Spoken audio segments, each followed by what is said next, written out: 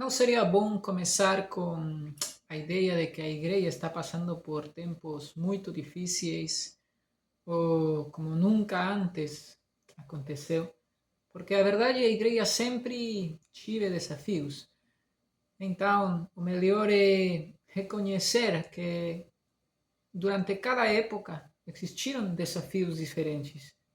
E hoje eu gostaria de analisar um pouco aquela questão que aparentemente é uma contradição.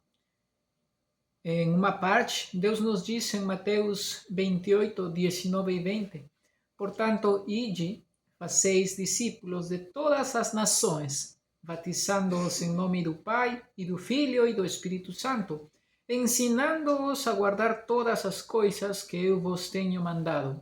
E eis que eu estou convosco todos os dias, até o fim, até a consumação do mundo. Este verso aparentemente é contraditório, é contrário, que não é o mesmo, ao verso de João, que nós temos na Bíblia, que diz que devemos nos afastar do mundo. Primeira de João 2, del 15 al 17, diz: Não amem o mundo, nem as coisas que nele há. Romanos 12, 2 diz que não devemos conformar-nos a este mundo. E João 15, 19 diz: Vocês não são deste mundo. Se vocês fossem deste mundo, o mundo os amaria. Mas vocês não são deste mundo. Por isso, o mundo os odeia. Então, onde é que está a contradição? Se vocês percebem, primeiro Deus nos tira do mundo e nos faz enxergar uma realidade diferente. A realidade de que tudo aqui é sintético, é passageiro, não é duradouro, não vai transcender. Ele, por meio do Espírito Santo, pega a gente, segundo ele quer, em diferentes lugares deste mundo, e lhes dá essa visão de uma realidade diferente. Ele tira de nós muita pressão por procurar coisas nesta vida e coloca em nossas mentes a esperança de uma vida futura.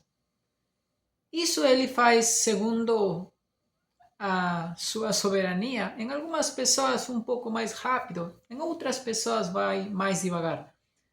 Mas agora, depois de que nós possivelmente já entendemos tudo isso, toda essa cosmovisão, depois Deus nos coloca em uma igreja e agora somos parte de uma turma, um grupo de pessoas, de uma comunidade, é a melhor palavra possivelmente, onde tudo é muito legal e há muito companheirismo, há muita atividades juntos e muita comunhão, é tudo muito legal.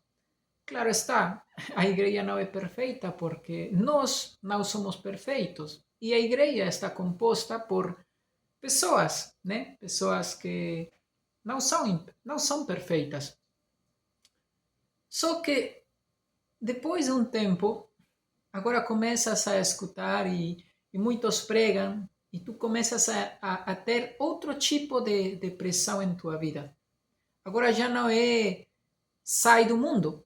Agora Deus te diz, vai para o mundo. Agora Ele mesmo nos envia ao mundo. É complicado entender, porque antes Ele nos tirou e nos disse que não devemos caminhar com os ímpios, com os injustos, com os que não têm essa visão transcendente de Deus e de seu reino. Mas agora em Mateus ele diz, portanto, ide e fazeis discípulos. Ele nos deixa uma tarefa. Então, é aí onde os versos parecem contrários, contraditórios, verdade? A verdade é que estas duas palavras também são diferentes. Contraditório significa oposto. Contrário significa que aparentemente é oposto, mas o que em realidade há entre estes dois pensamentos é um tipo de profundidade que nós precisamos entender. E é de isso que eu quero falar agora. como assim? Primeiro Deus nos tira e agora nos envia.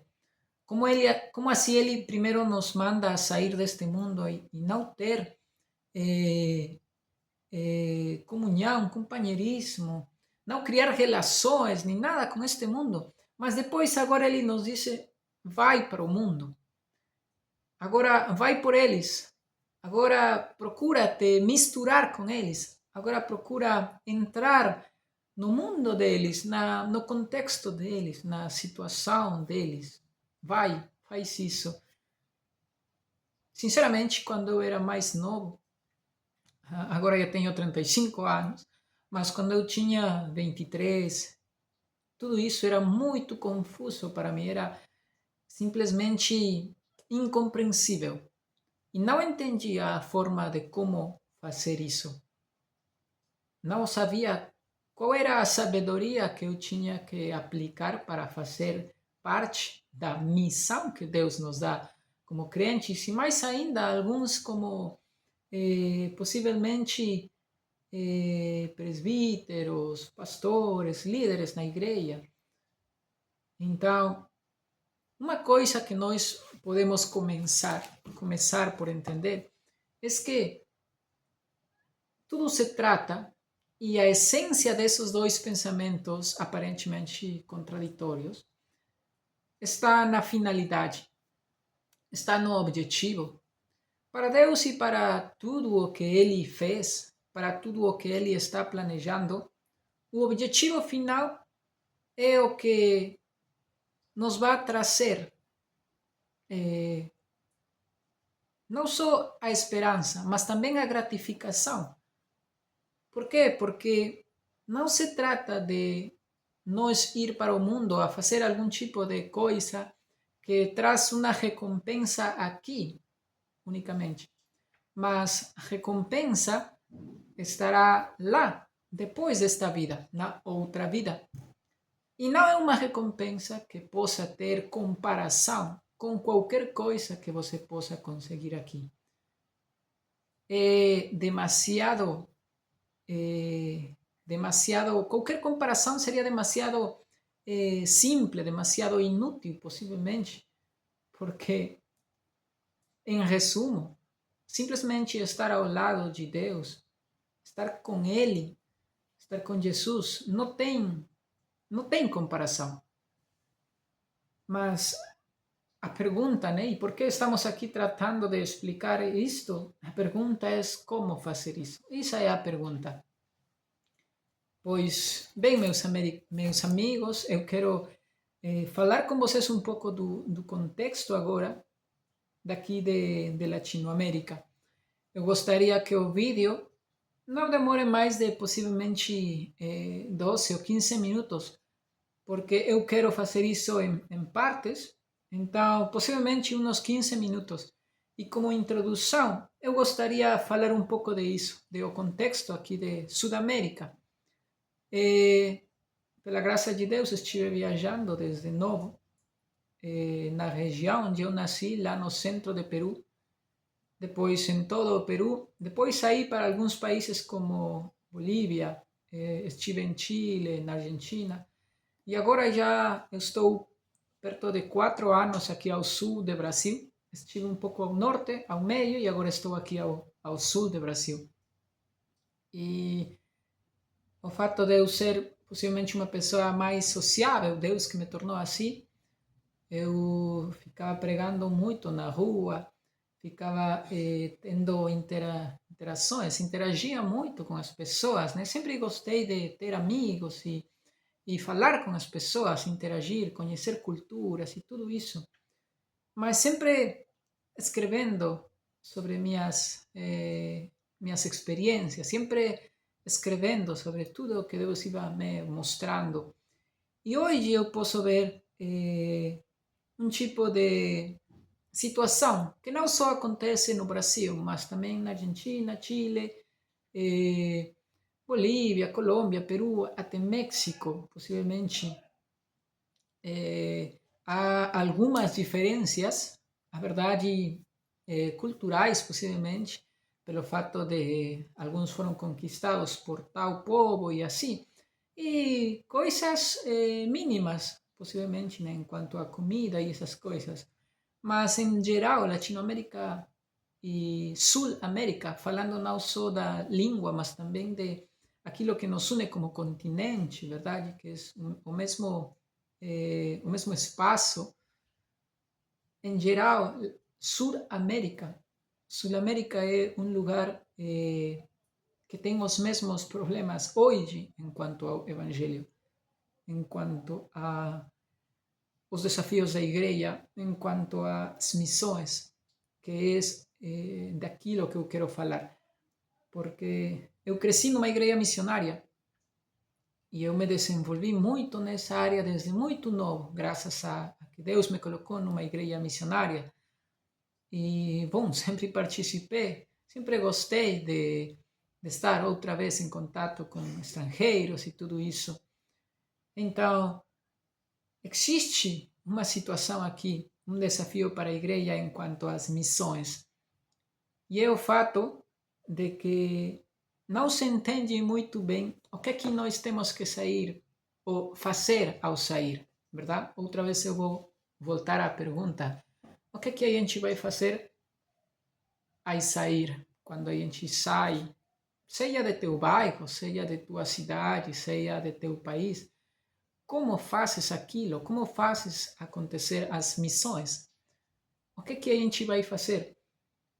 E bom, gostaria de ir primeiro neste vídeo para tocar um ponto que é o contexto no livro de 1 de Coríntios, capítulo 3, verso 10. O contexto é que Paulo fala, né, dizendo que todos somos cooperadores de Deus. E aí ele diz, né, eu semeei, Apolo vem e vai regar, e assim, é uma edificação, é uma construção, né? Está falando de a vida das pessoas, né? Eu chego, disse Paulo, e semeio no coração, na vida de uma pessoa. Outro cristão vem e edifica sobre esse fundamento.